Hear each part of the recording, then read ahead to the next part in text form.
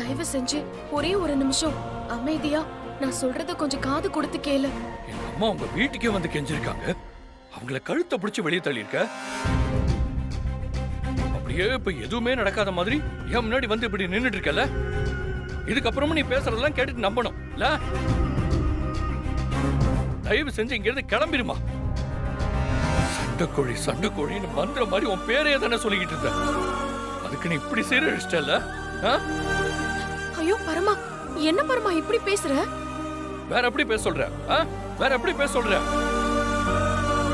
என் வாழ்க்கையை சீரழிச்சு இங்க வந்து கொண்டு வந்து நிறுத்தின வரைக்கும் போதும். என்ன இதுக்கு மேல எதுவும் பேசாத.